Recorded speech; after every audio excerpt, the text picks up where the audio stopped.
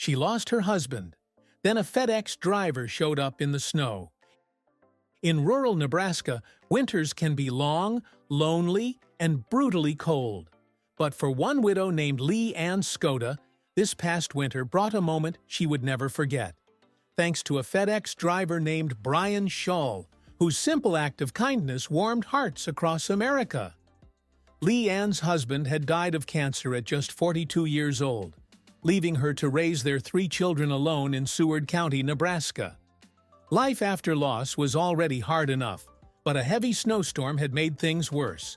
Her driveway and porch were buried under thick snow, and she didn't have the strength or time to clear it herself. That's when Brian Scholl, a FedEx driver known for his rural Nebraska route, pulled up to deliver a package. Instead of dropping it and driving off, he noticed the snow blocking her walkway. Without saying a word, he grabbed a shovel from his truck and started clearing her porch and path. He didn't know her story, but he knew she needed help. Leigh Anne saw everything on her doorbell camera.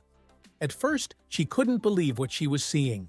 A delivery driver, in freezing temperatures, quietly shoveling snow he wasn't responsible for. When she stepped outside to thank him, Brian smiled and simply said, "It looked like it needed to be done." Later, she posted the footage online, and the video went viral. Thousands of people shared it, praising Brian's humility and compassion. Even FedEx featured the story in its Caught in the Act of Kindness campaign, highlighting how one small gesture can have a huge impact. "I know it was no big deal to him," Leigh Anne later said, "but it meant the world to me." For Brian, it wasn't about attention or recognition. It was about doing what's right, even when no one's watching. In a world that often feels cold and distant, this quiet Nebraska delivery driver reminded us all that kindness still matters.